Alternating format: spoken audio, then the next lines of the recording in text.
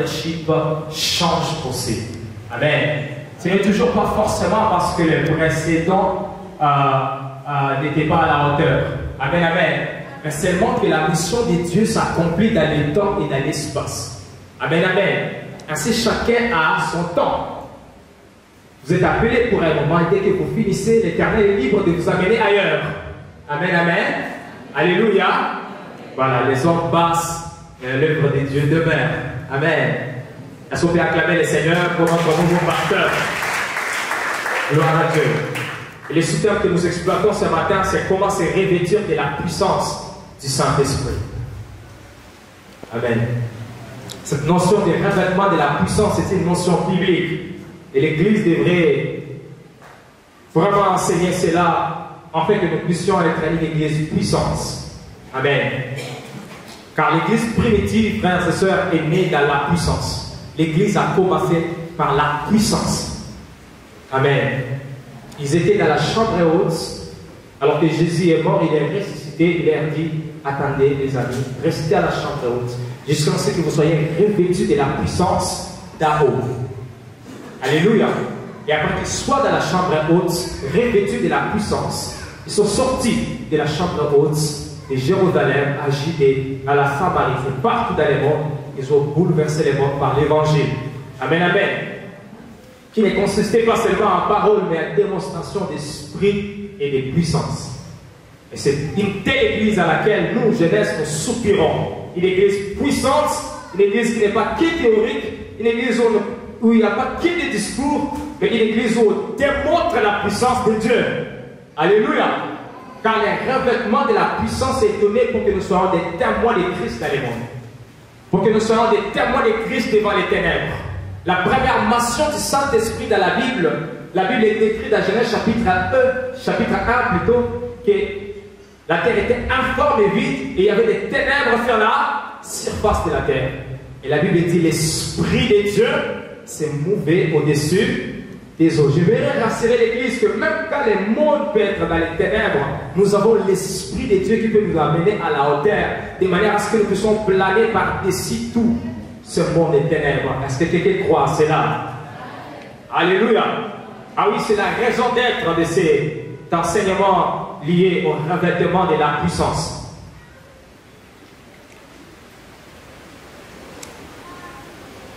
Se revêtir ou le revêtement, c'est le fait de porter un vêtement nouveau ou un nouveau manteau. Amen. Quand Joseph devait entrer dans son nouveau départ en Égypte, il a quitté la prison, il fallait qu'il porte un nouveau manteau. Amen, amen. Car Élie devait laisser la mission à Élisée, il a fallu que Élisée porte un nouveau manteau. Amen. La puissance d'Élie, la double portion. Quand il nous faut nous présenter devant Satan, devant le monde des ténèbres, frères et sœurs, il nous faut nous revêtir de la puissance. Amen. La Bible est claire là-dessus. L'apôtre Paul parla de ça dans Ephésiens chapitre 6, le verset 10. Il dit, puisez votre force dans le Seigneur et dans sa grande puissance. Il rajoute, il dit, nous n'avons pas à lutter contre la chair et le sang, mais contre les dominations, contre les puissances, contre le prince de ce monde des ténèbres. Alléluia. Nous avons à lutter, l'Église a à lutter. Voilà pourquoi nous avons tout intérêt de nous rassurer que nous sommes revêtus de la puissance.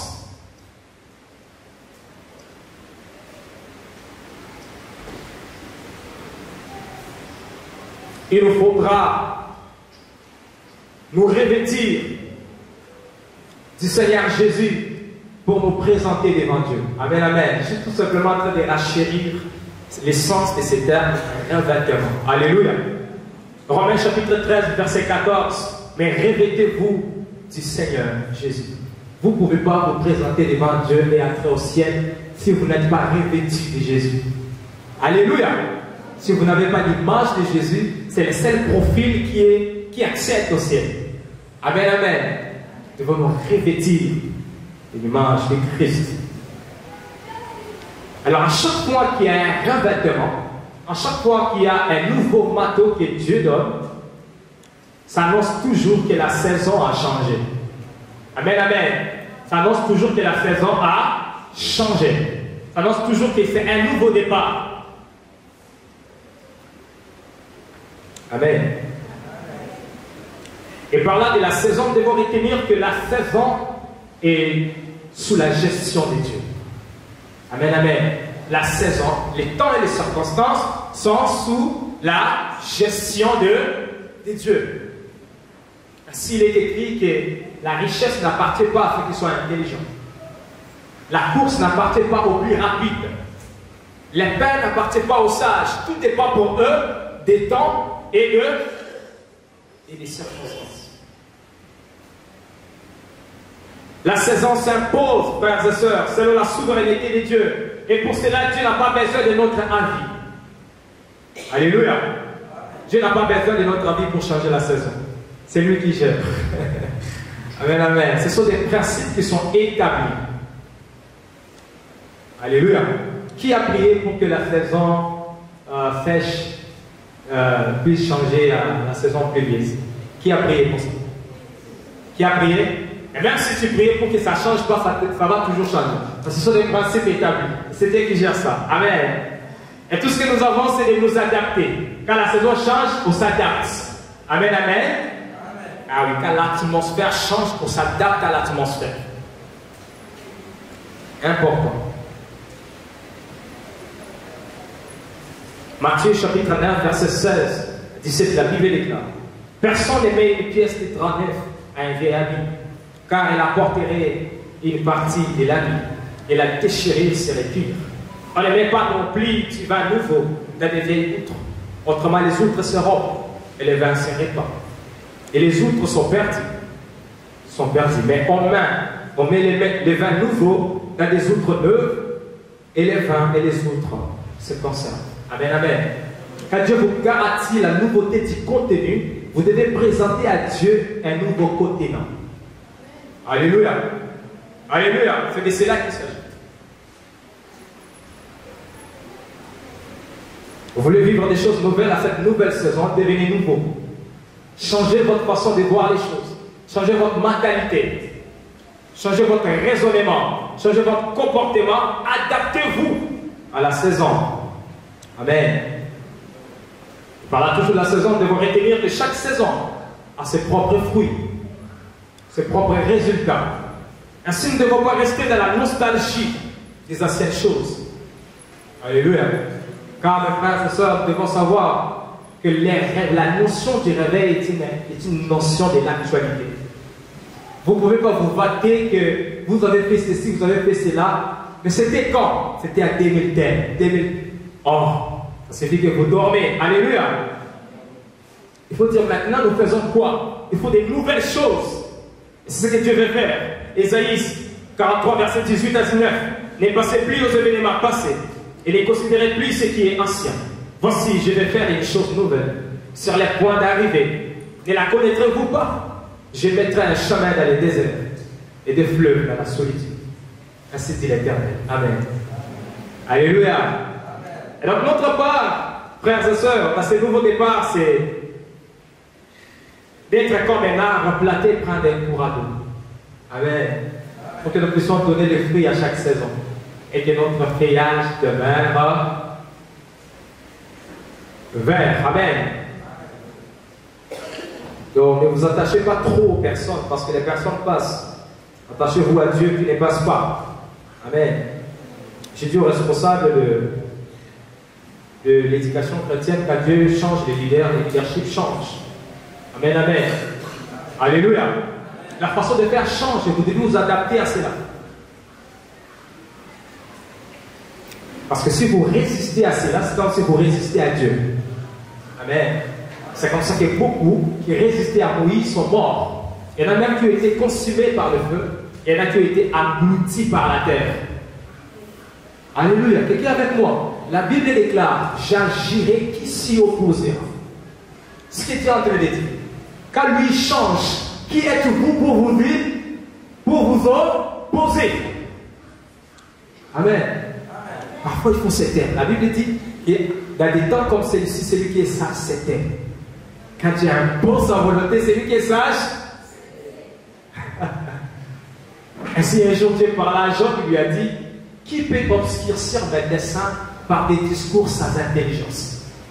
Ça veut dire que vous pouvez penser que c'est vous qui savez bien argumenter, que vous avez raison de tout dire, que ça ne devrait pas être fait comme ça.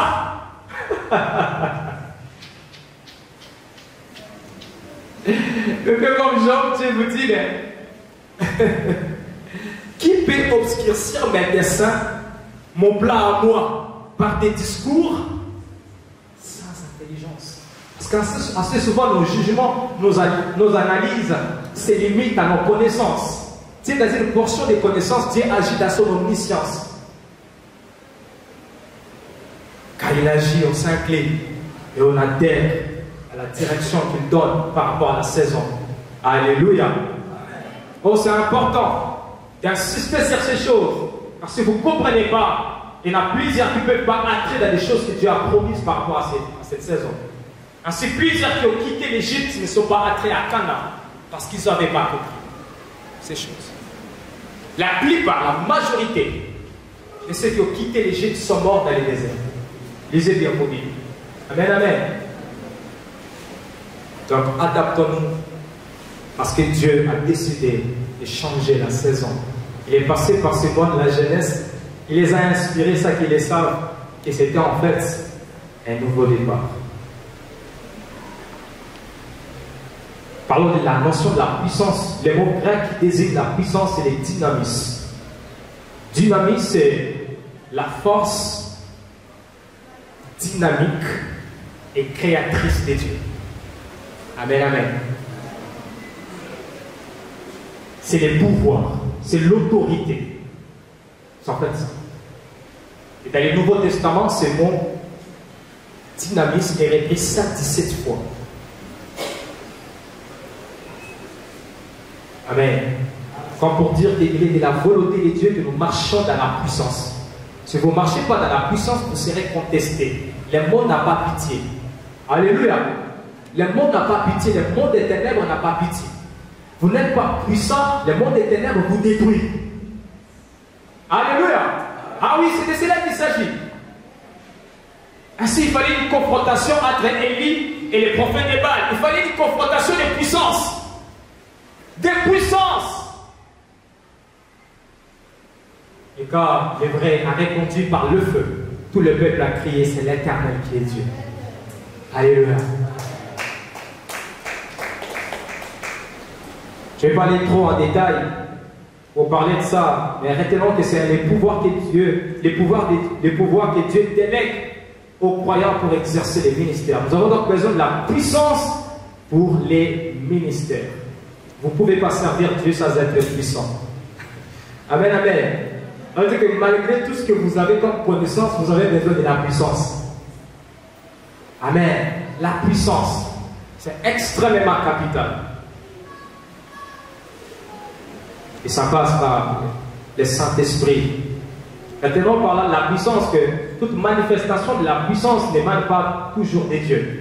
Parce que le monde des ténèbres également peut manifester de la puissance. Amen.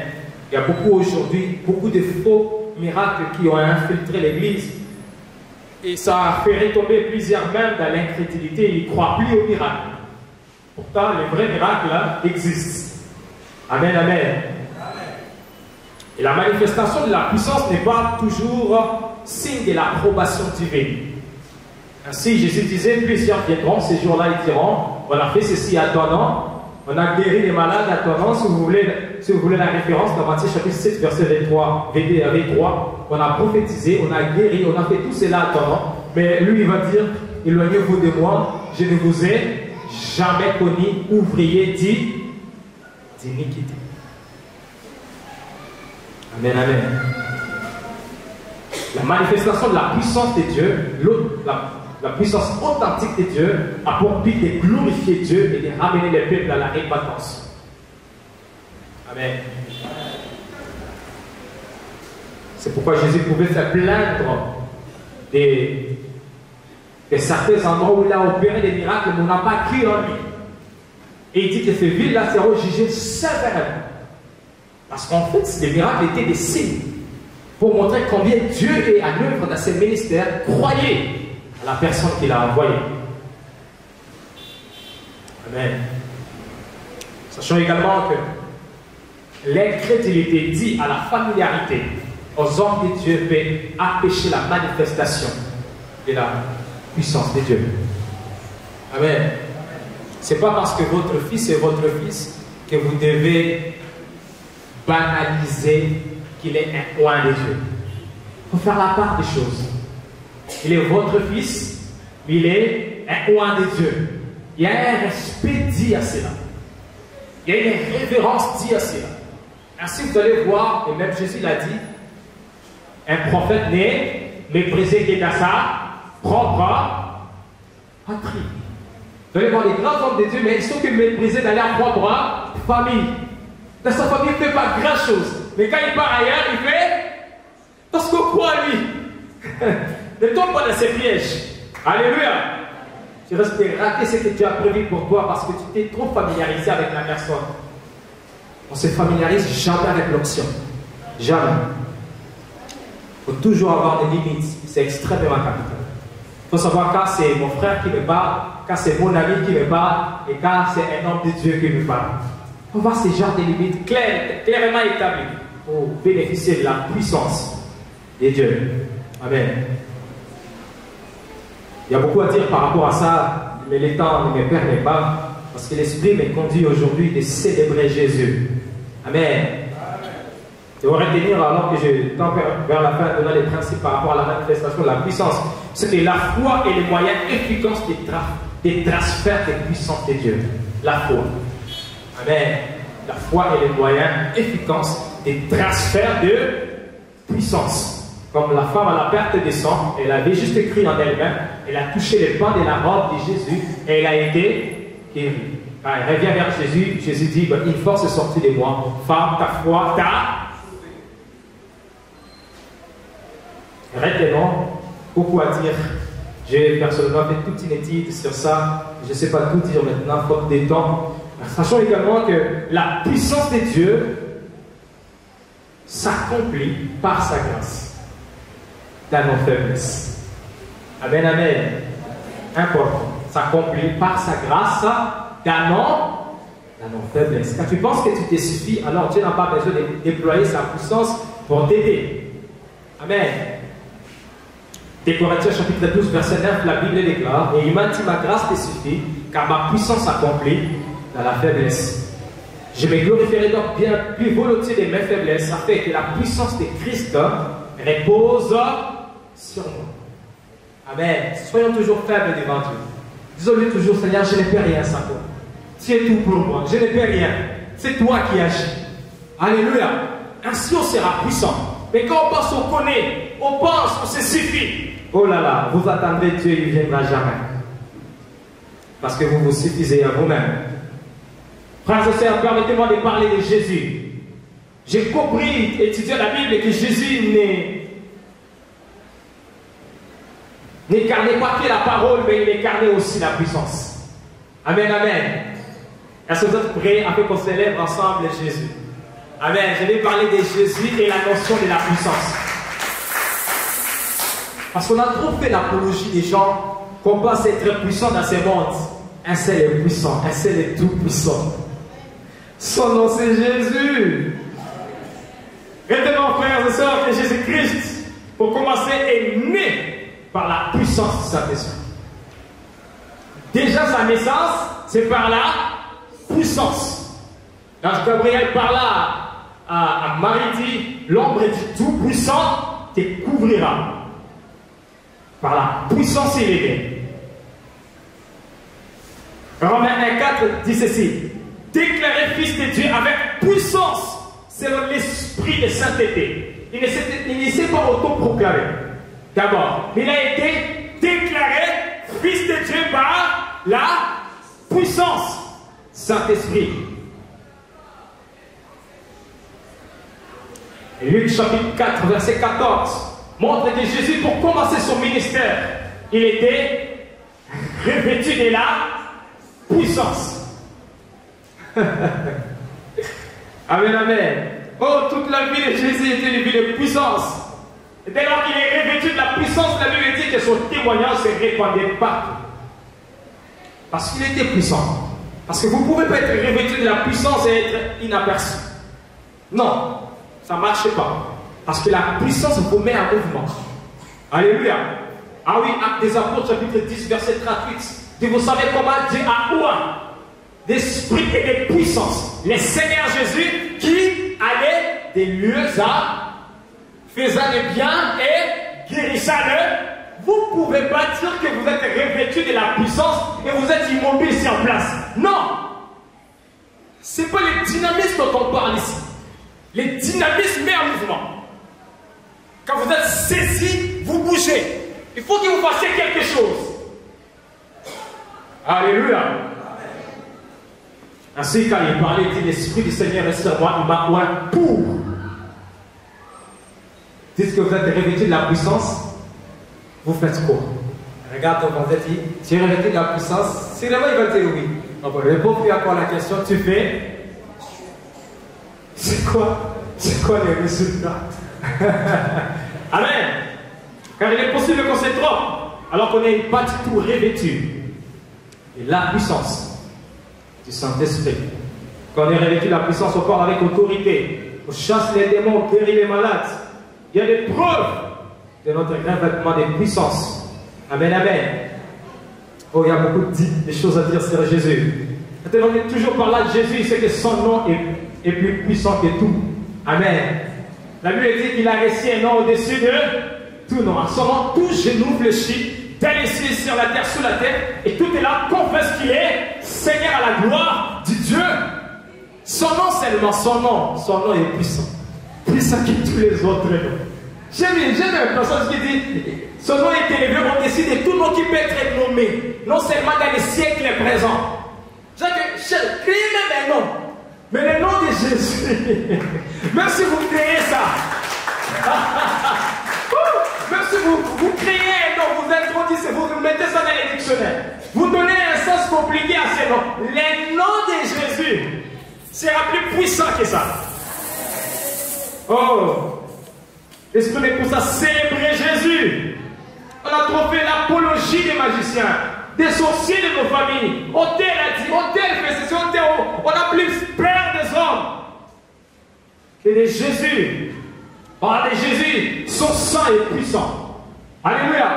Apocalypse chapitre 12, verset 11, la Bible déclare qu'il a vaincu à cause du sang de l'agneau. Juste son sang est puissant. Quand tu es dépassé, invoque le sang de Jésus. Quand il y a un péché qui te dépasse, invoque. Veux-tu briser du péché les pouvoirs? La force est à Christ. La force est à Christ. Veux-tu briser du péché le pouvoir? La force est dans les. L'autorité, la puissance, le dynamisme est dans les sangs de Jésus. Alléluia. Oh, est-ce que vous êtes fatigué de Jésus? Comme si cela ne suffisait pas, les vêtements de Jésus incarnaient la puissance. La femme à la perte de sang n'a pas invoqué le nom de Jésus. Elle n'a pas invoqué le sang. Elle a juste touché les pas de sa robe. Amen. Et elle a été guérie. Oh, Jésus incarnait la puissance. Oh, comme si cela ne suffisait pas, Jésus est ressuscité par la puissance du Saint-Esprit. La mort ne pouvait pas les retenir. Amen, amen. Ça ne pouvait pas.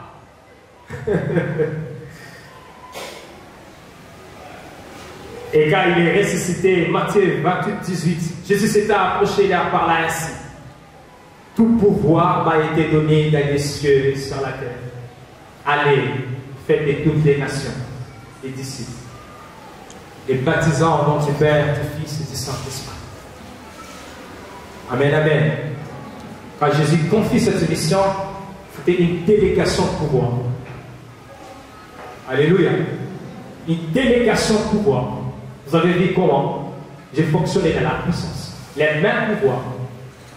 Les mêmes, je vous les donne. Je vous les délègue. Allez. Ainsi, l'église qui ne va pas acquise qu'elle n'est pas revêtue de la puissance. Je réponds.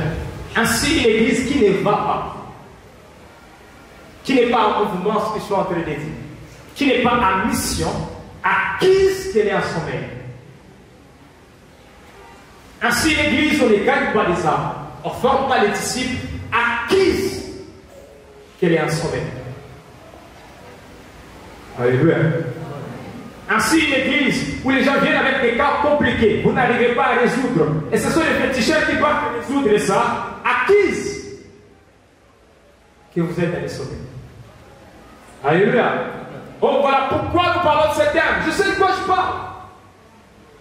Nous avons besoin de ça. Après, quelqu'un vient, il est malade, il va être guéri. Oh, je vais peut-être le dire encore. Une église, il n'y a pas de témoignage, de démonstration de la puissance de Dieu, acquise qu'elle est dans les sommets. Alléluia. Ah oui, c'est de cela qu'il s'agit. Un jour, Jésus voula répondre à la question de Jean-Baptiste alors qu'il s'est retrouvé à la prison et qu'il commençait à avoir des doutes au sujet de Jésus. Les gens sont venus poser une question à Jésus et Jésus a répondu indirectement à Jean-Baptiste, parlant de lui. Il dit, regardez, les malades sont guéris, les paralytiques, les boités, allez dire ça à Jean-Baptiste. Il y a des signes qui ne trompent pas. Alléluia. Quand vous êtes puissant, vous êtes puissant. Quand vous êtes une église puissante, vous êtes puissante.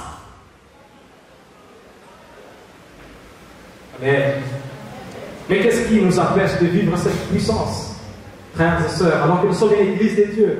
Qu'est-ce qui empêche que les témoignages inondent? Et que quand on vient ici, on ait aussi un temps des témoignages. C'est de cela qu'il s'agit. Parce qu'ils ont vécu à condition de l'agneau, mais aussi avec les paroles de l'air. Il y a quelqu'un qui ne croit pas que Dieu agit. Si vous ne témoignez pas, comment sa foi sera édifiée? Comment il va croire? Voilà pourquoi, chez nous à l'écoutime, on ne sait pas finir les cultes sans un temps de témoignage. Amen, amen. Un temps de témoignage. Et c'est extrêmement capital. Et ça montre combien Dieu agit. Ce qui nous empêche de vivre la puissance de Dieu, c'est le péché, notamment. La Bible dit que la main de l'Éternel n'est pas courte pour agir. Isaïe 59, verset 1er. Quand vous vivez dans les péchés, dans la compromission, la même main qui doit être imposée sur les malades, et la même main qui vole, et la même main qui touche à n'importe quoi, ne peut pas manifester la puissance. On ne se moque pas de Dieu. Ce que l'homme aura sémé, il les moissonnera aussi. Alléluia.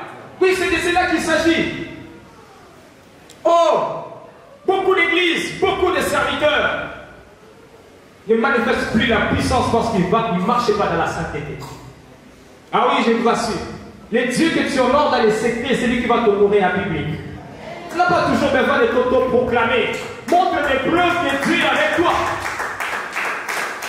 Alléluia. Les dieux que tu honores dans les secrets, plusieurs ne sont pas vrais, plusieurs ne sont pas intègres, plusieurs sont faux. Bon, pour faire plaisir, ils sont obligés d'aller toucher à la magie. Et les miracles authentiques, il n'y a pas. Pourtant, les miracles authentiques existent. Amen, amen. Ce qui nous empêche également de manifester la puissance et l'incrédulité. Quand vous ne croyez pas, vous n'allez pas manifester la puissance. Amen, amen. Quand vous ne croyez pas que votre tante là, qui souffre d'une maladie qu'elle est maintenant déclarée incurable, peut guérir de cette maladie, malgré les opinions des médecins, quand vous ne croyez pas ça, vous n'allez pas. Comment vous allez manifester la guérison dans la vie de cette femme? Amen. Et quelquefois, on se cache dans des versets bibliques. On se cache dans la peau de la religion. Et on pense que c'était une affaire qui concernait que les apôtres. Jésus, il est le même hier, aujourd'hui et éternellement. J'ai pris que Dieu nous donne une jeunesse puissante. Alléluia. Qui, comme Élisée dit, où est le Dieu béni? Où est le Dieu de nos pères? Celui qui faisait ceci, qui faisait cela. Alléluia. Ah oui, à la 50, on a connu des gens comme ça. Mais pourquoi c'est une histoire? Pourquoi raconter ça seulement dans l'histoire? Pourquoi ne pas le appeler? Dieu veut dire la puissance?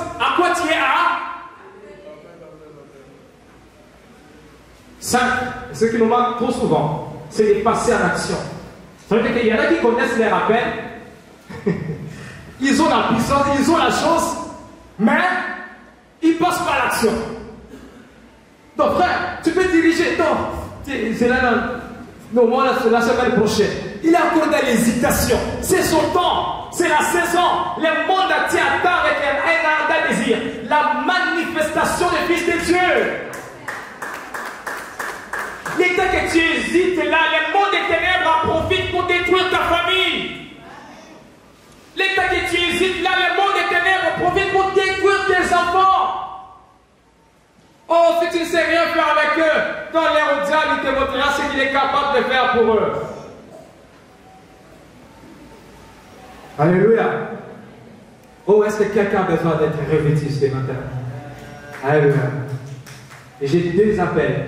Le premier, c'est pour ceux-là qui ont besoin d'une conversion authentique. Authentique. Pas la religion, mais une rencontre personnelle avec Christ. C'est de cela qu'il s'agit. Sinon, tu seras dans le faux. Même quand tu viens à l'église, tu seras faux. Même quand tu peux être infiltré dans les ministères, tu seras faux. Et ta fausseté va toujours se remarquer. Alléluia. Tu n'as aucune rencontre personnelle, une révélation personnelle avec lui. J'aimerais prier avec toi ce matin. Parce que ton nouveau départ commence là. Car si quelqu'un a Christ, il est nouvelle créature. Est-ce que tu es là ce matin? Si tu veux juste te mettre la main, on va prier avec toi. Les choses anciennes doivent passer. Il faut que toutes choses deviennent nouvelles. Si tu es là, tu peux juste te mettre la main et puis on va prier avec toi. Alléluia. Amen. Si quelqu'un a honte de moi, devant les hommes, j'aurai honte de lui. Je vais prier. Seigneur, merci pour ta parole. J'ai prié pour cette première catégorie de personnes. Tu as insisté là-dessus parce que ce n'est pas pour rien. Il faut que quelqu'un soit réellement converti pour vivre les dynamismes, la puissance. Au nom de Jésus.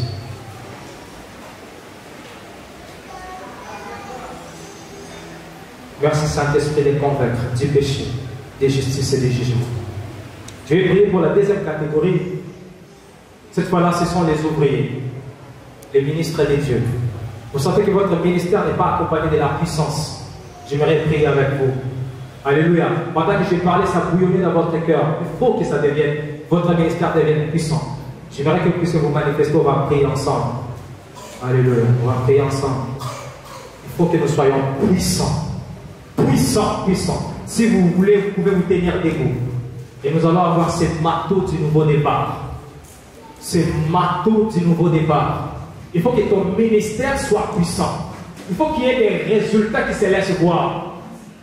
Un ministère puissant. Un ministère puissant. Je vais demander au pasteur Pierrot, c'est lui qui va prier pour nous parce que moi-même j'en fais partie. Il faut qu'il prie. Il faut que nous ayons ces marteaux. Alléluia. Ces marteaux du nouveau départ. Au nom de Jésus-Christ. Alléluia. Dieu Tout-Puissant, tu as un but et un plan merveilleux pour chacun et pour cette Église. Pourquoi tu as choisi ces grands temps? Se revêtir de la puissance du Saint-Esprit pour un nouveau départ. Parce que tu veux que cette Église vive la plénitude du Saint-Esprit, la puissance du Saint-Esprit. Voici tes serviteurs, voici tes enfants, et voici ton Église debout devant toi. Pardonne nos faiblesses et revêt chacun par la puissance d'une façon particulière dans le ministère auquel tu l'as appelé. Oui, Seigneur. Maintenant, ceux qui sont assis, nous tous, nous avons besoin de ces renouvellements parce que la puissance se renouvelle. Nous voulons saisir cette opportunité. Nous voulons saisir cette saison. Nous voulons saisir, et tu nous envoies maintenant pour te servir avec puissance, pour qu'il y ait témoignage témoignage vivant ici. Seigneur, réveille chaque département, réveille chaque groupe, les mamans de la bonne nouvelle, la jeunesse, les anciens, l'école du dimanche, et que sais-je encore, Seigneur. Nous avons besoin de la plénitude du Saint-Esprit. Nous avons besoin de la puissance du Saint-Esprit. C'est ainsi que l'Église sera véritablement l'Église de Dieu. L'Église bâtie à l'image de son chef, qui est Jésus-Christ. Seigneur Dieu, merci pour ce nouveau départ. Béni soit ton nom.